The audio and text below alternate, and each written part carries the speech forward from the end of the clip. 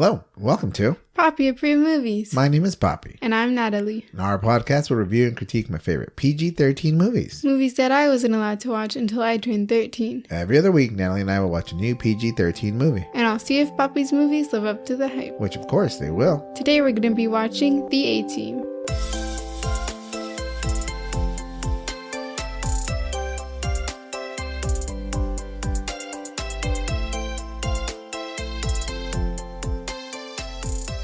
Before we begin, there will be spoilers if you haven't seen the movie and don't want it to be spoiled. Press pause and come back when you're finished. Now, Papi, tell me the deets on this movie. All right, Nat, how you doing? I'm sleepy. Yes, we did 2 back-to-back action movies, so hopefully you didn't hate on this movie too much. The A-Team came out in 2010 with a runtime of 1 hour and 57 minutes. It's streaming on Max. It was written by Joe Carnahan, Brian Bloom, and Skip Woods, and directed by Joe Carnahan. Main stars are Liam Neeson, Bradley Cooper, and Charlito Copley. Fun fact, this movie was based on a TV show from the 80s. I was a huge fan of Mr. T, who plays B.A. Baracus on the original show. It seems that a lot of these movies are just from TV shows that you liked. From the 80s, these last 2 movies accidentally worked out that way. I think I need to do a better job at curating our movie selection. What do you think? Nah. Alright. So what'd you think of the movie, Natalie?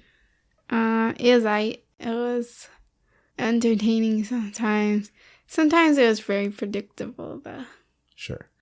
And I actually didn't write very many notes. I wrote a single note during the movie, and the note was, "It's giving Romeo and Juliet and it's gross," and I have no idea what that means. It's giving Romeo and Juliet and it's gross. Yeah. In the same sentence. So something about Romeo and Juliet and that specific scene is gross. Okay, well, I have no idea. Maybe we'll figure it out when we get to the recap. Yeah. So would you rate it? I gave it a 3 stars. 3 stars? What'd you give Transformers? More than that, right? I gave it a 4 stars. Okay, so you enjoyed this much less. I wonder if you would watch the 84 TV show. I wonder if you would like one show over the other. You know what I mean? One's a cartoon, though. Transformers. I like cartoons. I loved this TV show when I was little. I was a huge fan. I watched it all the time. I loved the theme song. I loved the van in the beginning of the movie. It gets crushed. It's Baracus' favorite thing, like his baby. They would drive in that van all around. Yeah, so it's kind of like an homage to the show. There's a lot of little things about it, but I thought it was pretty good. Why don't we get into the recap? Okay. The movie begins in Mexico, where a man named Hannibal is being beaten. First of all, terrible name. You sound like cannibal. Hannibal. Yeah. He has another name. That's his last name, Hannibal. That's pretty cool, man. Like Hannibal. Sounds tight. No. It does sound like cannibal. Anyways, he's getting beat up by some goons who work for General Tuco. Hannibal's an army ranger undercover looking to arrest Tuco. The goons leave him there to be killed by dogs, but he escapes. Yeah, that's always done, right? They never just kill a guy. I think it's probably best to kill him right now. That's what I said about Batman. Batman should just kill people and everything would be better. No, but these guys were going to kill him. But they were like, let's feed the dogs with him. Like, why would you do that? I don't know. Why? Batman at least is a good guy. Or you could kill him first and then feed your dogs. So true. Well, the dogs are not going to care if he's alive or dead, right? That's a good point.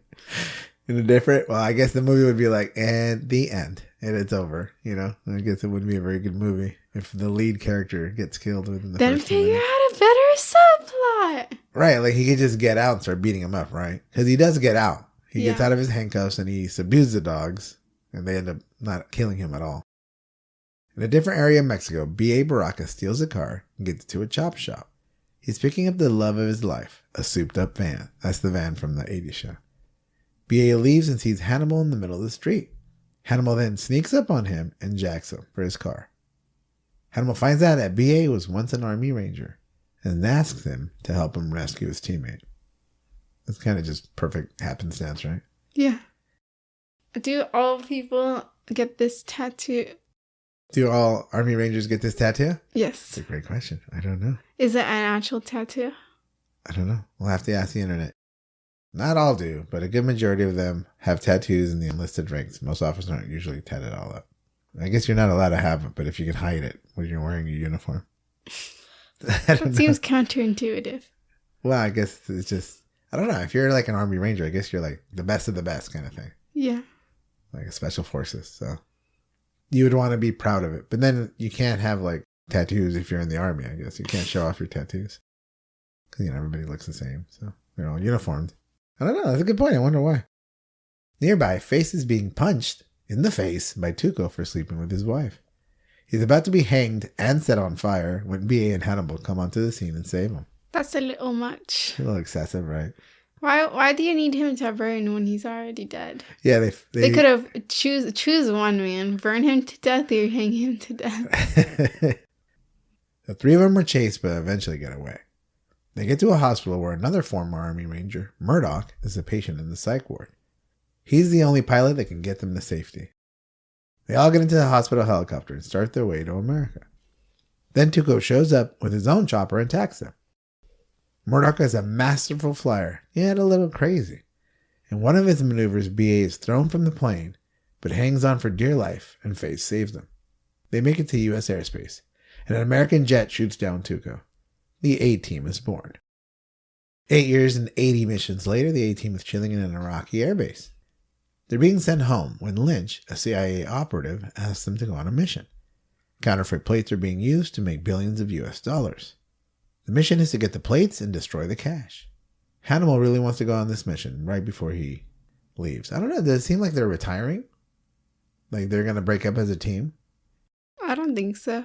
It did seem like, or they were like just a last hurrah kind of thing. They were just going to be friends. I don't think they were going to leave each other forever.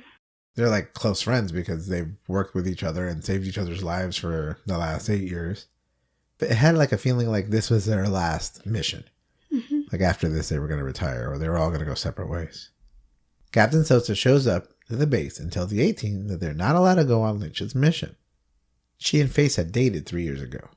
She dumped him and he hasn't gotten over it. Pike and his group Black Forest were contracted by Sosa to carry out the counterfeit plates mission. Hannibal asks General Morrison if he can do it behind Sosa's back, and he gets the go-ahead. He actually doesn't say yes, but he kind of does say yes, Mm-hmm. Yeah. Hannibal makes a great plan to get back the money and the plates. First, they attack the semi driving all the goods. They commandeer the truck, and then drive it into the water. The cargo container in the back doesn't go down in the water because they attach airbags to it, which work as flotation devices. Then Murdoch flies by and picks it up. They have to lock B.A. inside the back because ever since he almost fell out of Murdoch's plane 8 years ago, he's terrified of flying. So on the TV show, I don't remember if they explain why B.A. is scared of flying, but when I was watching this movie and B.A. in the beginning gets into the helicopter, I was like, what? That's like messed up. The TV show had him always completely scared of flying. And so you're like, why would they just not put that in the new movie? But then they do. They give it a reason why. Yeah, because of him falling out of the plane. Yeah, because he was like an Army Ranger with like flying missions. So he had like 100 missions flying helicopters. And then like, why would he be scared all of a sudden? And then it makes sense, right? The team celebrates back at the base. Morrison is on a way to get the plates and the money when his car explodes. As they're distracted, Pike and Black Forest steal the plates, blow up the money, and get away.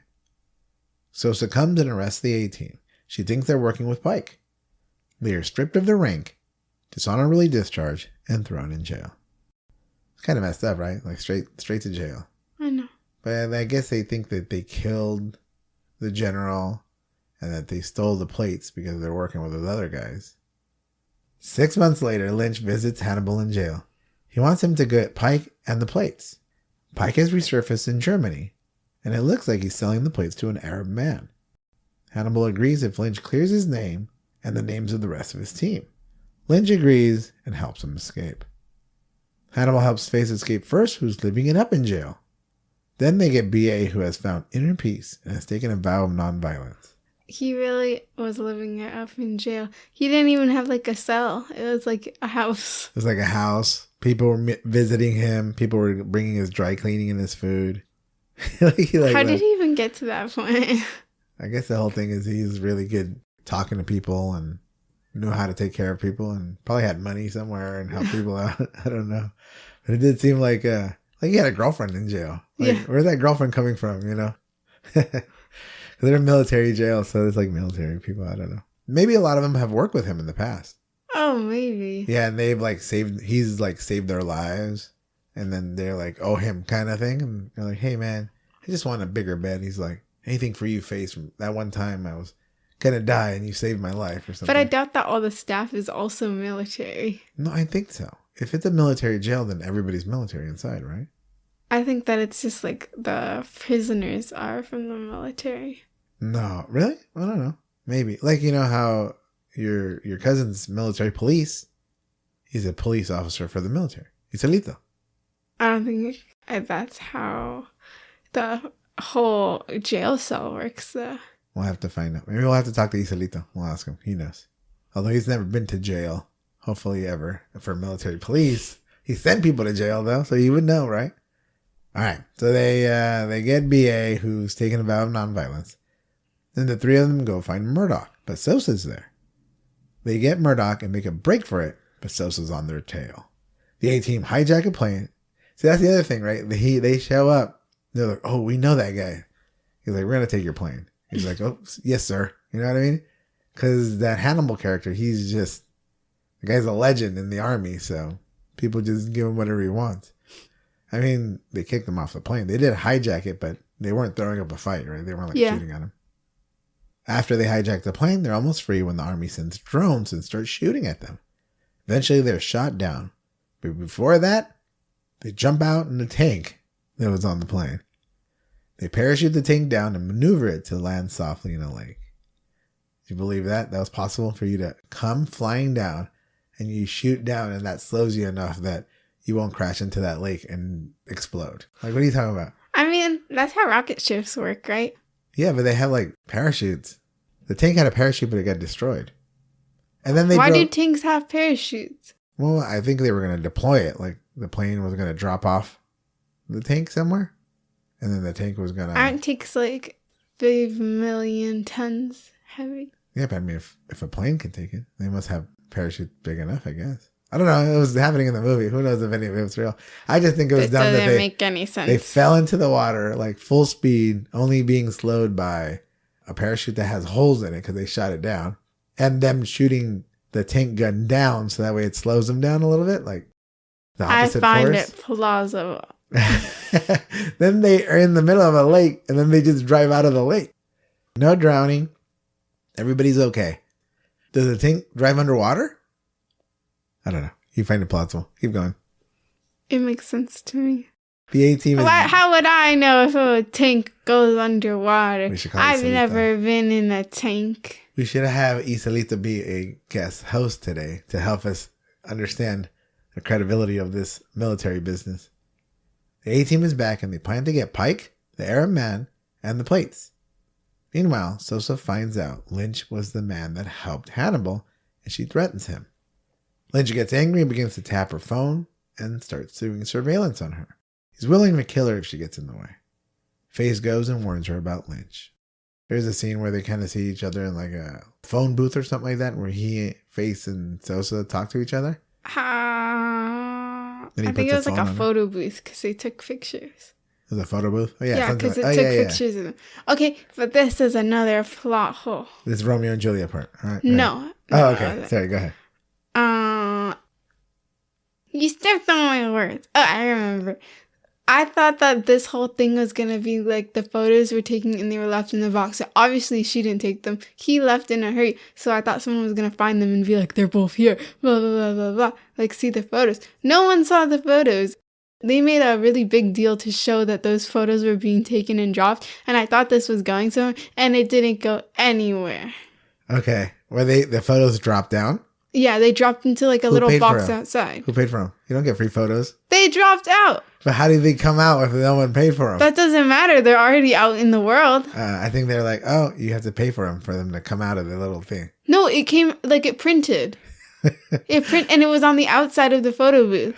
They were inside. It took the pictures and it dropped through the little printer hole. And there's a live, genuine photo in the little box. And it was there.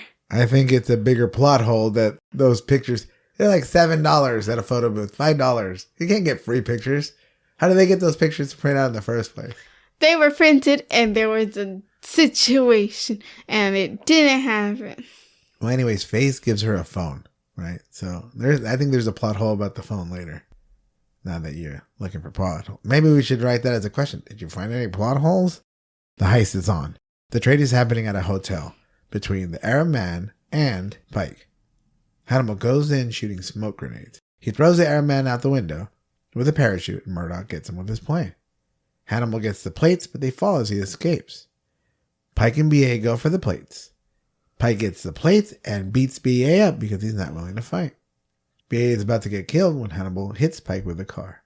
Hannibal and B.A. take off with the plates, and Pike is arrested by Sosa. This whole getting saved by a car running in, it's getting old. It happened like minimum 3 times during this movie. I was like, stop with the dramatic car drive-ins. I'm bored of it. They keep happening. It's not cool. You're done with that trope? Until after the first... Because it's happened multiple times in the same movie. Like, I just watched another one of the same exact situation like 2 minutes ago. I'm not surprised or excited anymore because you keep doing it. You know, I would say that it's like a jump scare. So it's like a form of a jump scare. Like, it's surprise. You don't know it's coming. And then, boom, you get hit by a car. It's so, like, sudden. So it's kind of like, oh, kind of scary. I know, but they could have done so many other things. Like, they could have had, like, someone fly in on a parachute. Or, like, about to shoot the guy. And then, like, he hears a whisper and there's, like, a gun to his head in the back. Like, there's so many other ways that it could be, like, shockingly, like, just kidding, you're gonna die now. But they had to go with the car driving in dramatically every single time in one movie. Yeah. It's not even like I'm saying like, oh, this is a bad trope. This just happened so many times in this movie that every single time it happened, I was like, didn't we just watch this scene? I don't even remember other times, but okay. There was a time where he was burning and he was getting hanged. They drove in on a car. Okay.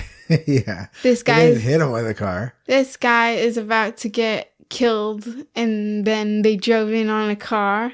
Okay. And then later on in the movie, someone's about to die. I think it's Hannibal's about to die, and they're like, "You're an old man, and you don't know jujitsu," or something like that. And then someone drives in on a car. I think that's a great plot device, and I think you love it too. At the safe house, the team finds out that the Arab man was actually Morrison. He, Pike, and Lynch were working together, and then he and Pike betrayed Lynch, and that's why he's so mad. Hannibal goes outside to call Lynch. Lynch calls an airstrike and blows up the safe house with Morrison inside. Luckily, the team is safe and has the plates and leaves. Knowing that Lynch is listening on Sosa's phone, they call her and say that they can turn in Morrison, who no one knows he's dead, and the plates. She agrees to meet them in L.A. So what phone do they call her on? Because it seems like they call her on the cell phone that he gives her. But then how does Lynch have that tapped?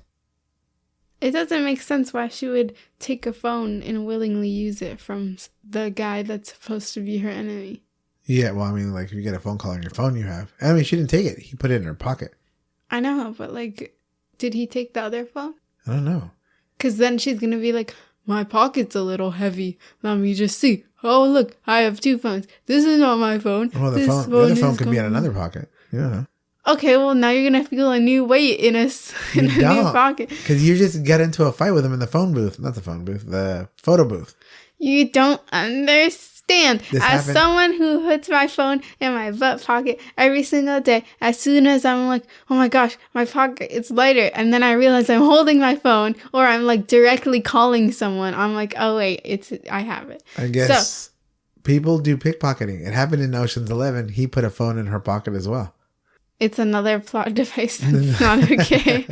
All right. This is why tracking chips are better. Just track everyone. Put like a little air tag on someone's jacket.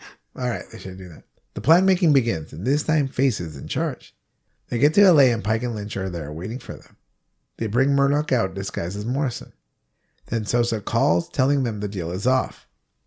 Pike and Lynch move in, but the team are ready for them. A firefight ensues. Everything is going to plan until Pike uses a rocket launcher causing a ruckus. In the mess, Pike pins Face down. Right before he kills him, B.A. comes in and kills Pike, breaking his vow of nonviolence. I thought the whole vow was kind of dumb. What was the point of it? It so didn't really make sense. Yeah. And then how is he ever going to protect his friends? Yeah. Because they're all like brothers, right? So they're not going to backstab each other. And if someone's going to kill one of his brothers, he's going to do whatever it takes to make that not happen. Exactly. So. And what does he come in on? He comes in on like a rope. Oh, I thought he came on in a scooter. Or, I mean like a motorcycle. No, I don't think so. Did he? Maybe. I don't know. What's different than a car? Lynch is still. It doesn't matter. He still came in dramatically on some sort of vehicle. Well, everybody has to come in dramatically. There's drama. You need drama in the movie. I don't want to hear it. Lynch is still looking for Morrison and Hannibal, who has the plates. Lynch traps them in a cargo container and shoots Murdoch, who has a protective head cover. Lynch spills his guts, telling him all about the plan. Then Hannibal raises the cargo container, revealing that they're surrounded by Sosa and her men. So maybe they had like a background deal. Sosa and Hannibal and the A-Team. So maybe they used the phone to get that background deal. The phone bothered me. The whole thing about the phone bothered me. Yeah, the weight in the pocket, it would give it right away. Watch, later on, I'm going to put a phone in your pocket. I'm like, hey, Natalie, do you have my phone? You're going to be like, no. I'm like, check your pocket. I can even tell, like, if your jacket, I can't wait. It's going to happen. It gets longer. Like, it stretches out. It's more heavy. Your jacket. Stay tuned for the next podcast when I talk about how my phone move actually worked on Natalie, the Natalie. No! And matter of fact, I don't have pockets in my pants. You have some in your sweatshirt right now. Yeah, but then I don't have it stretch out. Oh, trust. I can't wait. I'm going to put a phone in there. Lynch is arrested and taken away from another CIA operative. His name is Lynch too. I thought that part was dumb. The team are getting medical attention when they are arrested for breaking out of prison. Sosa kisses Face goodbye, and the A-Team are all put in a prison van. The team is upset, they're going to jail, and then Face shows everyone that he has a handcuff key in his mouth. The end. So, who gave him the handcuff key? Mm-hmm. Sosa. When she kissed him, she put it in his mouth. That's why she kissed him. You didn't get that. I didn't even remember him having a key. I thought he just got it. No, at the end, he just looks at everybody, and then he shows what's in his mouth, and it's the key. Ew. She had that metal in her mouth the entire time. No, I mean, I don't think she thought they were going to be arrested. How long did she have that in her mouth? Well, when they arrested him, she's like, why are you throwing them in jail? They're like, well, they did break out of jail. So that's a crime. Even though they're free from all the other crimes, you can't break out of jail. So they're going to go to jail. In the TV show, they're like, they are fugitives. So they don't work with the law. They kind of just go around and help people. That's kind of like the whole thing. So it had to end that way for this movie to kind of match the TV show. So once they're arrested, she's like, I will put this key in my mouth. And then I will make out with him and put the key in his mouth when we're making out. Did no one see her or notice how weird it was that she was chomping down on a key? How is anyone going to notice she's not eating the key? She just put it in her mouth. There's a key-shaped object in her cheek. How big do you think this key is? It was pretty large. No, it's just a handcuff key. It's very small. It's not very big at all. I could put 27 of those keys in my mouth. You wouldn't even notice. So later today, I want to put a key in my mouth. Maybe not. And then I'll put a phone in your pocket. And then we'll be like, hey, how you doing? Good. I'm like, can I have my phone? You're like, no. You'll look at me with discontent. And then you'll hand me my phone. And then I'll smile at you and take the key out of my teeth. And then I'll be vindicated and everyone will know what happened on the next podcast. No. The end. So he takes it out, opens it. They're going to escape, right? That's kind of the whole point. I liked every character. B.A. Baracus, played by Rampage Jackson, something like that. He's a MMA fighter from back in the day. He's pretty tough. I like Murdoch. He seemed really kind of crazy. Hannibal, obviously, famous from what movie did we watch? Hannibal is? Joe Dirt? Oh, really? You think he's in Joe Dirt? Taken. He's the dad from Taken. And then Face is really handsome Bradley Cooper, who plays Rocket Raccoon in the Guardians of the Galaxy. So it all comes around. Could this movie still be made today? I don't really have notes. So wait, what was your note again? It's giving Romeo and Juliet and it's gross. Maybe the key thing is gross. No. Because you just did say that was gross. No, because that's not giving Romeo and Juliet. Giving Romeo and Juliet. I'm saying it's gross. Someone died. Hannibal died. And they had a cigar. He took a medication. And so he died, but then he came back to life. Ah! We didn't talk about that scene. But the way Hannibal died is he smoked a cigar with poison in it. But it had just enough to stop his heart for them to think he was dead. And then he woke up in the incinerator. He woke up about to be ashes. So Okay, but that doesn't explain why it's gross. Romeo and Juliet. The gross is the key part. I think we solved all the problems. No, today. I'm saying that it's gross to the scene about Romeo and Juliet. For him being... It's one note. I'm talking about Romeo and Juliet being gross. What part of Romeo and Juliet made you think was gross? I'm talking about the scene that reminded me of... You don't get me at all. Could this movie still be made today? At least think it through, please. Probably not. Why? I don't know. I don't like the way that Sosa was. She's just like this stupid person who's annoying. Okay. And then also that other lady, she was just a plot device. And basically all the women in this movie is just like faces, lovers. What other women? Well, we'll get to that with the Bechdel test. But I don't even remember any other women in the movie. The one that was there when he was gonna get hanged because he was getting hanged for helping Tuco's wife. Yeah. Okay. Cheat, and then the lady in the jail cell. Okay, and then the reporter. Remember, he goes and kisses the reporter. He's like, "I'm just gonna go for it," and then he kisses her, and then she slaps him. Oh yeah. And then they start kissing again. Yeah, you're right. Every woman in this movie is an extension of face. Yeah, a woman that is connected to face in a sexual way. You're right. All right, so it definitely could be made today. I don't know what part of that is wrong. Okay. All right, does it pass the Bechdel test? No. What? Are you sure? I'm positive. Bechdel test is a test to check for female representation in a movie. There are 3 criteria. Criteria number 1, are there 2 or more named females? No. I think you're right. I think there's only Sosa. The wife doesn't have a name. It's just... Whose wife? The wife of the guy that's hanging face. Tuco's wife. Yeah, Tuco's wife. Tuco's wife's name is Tuco's wife. She might have a name. No, I checked. IMDb. Okay. And then what else? No one else has a name. Well, Sosa. The Fiend. Reporter. No. The girl in jail. No. No one else, huh? Wow. Have we ever had where they didn't even have 2 named female characters? Did we ever have anyone who went 0 for 3?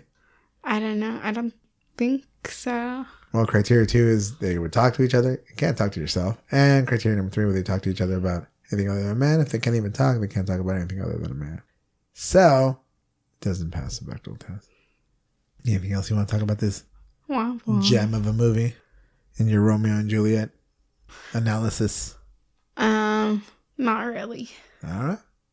Thank you for tuning in to Papi Approved Movies. If you like this episode, make sure to subscribe, rate, and review on your favorite podcast app or like us on YouTube. We put on an episode every Monday. If you want to see extra podcast content, follow our TikTok at Papi Approved Movies. If you want to suggest a movie for us to watch and critique, email us at papiapprovedmovies@gmail.com. That's papiapprovedmovies@gmail.com. No spaces, no caps. We'll try our best to get to your suggestion, and remember, it has to be PG-13. Next week, Sophia will be back and we'll be watching Snatch. And I'll be back in 2 weeks to watch Benchwarmers. I'm Papi. And I'm Natalie. See you next time. Bye!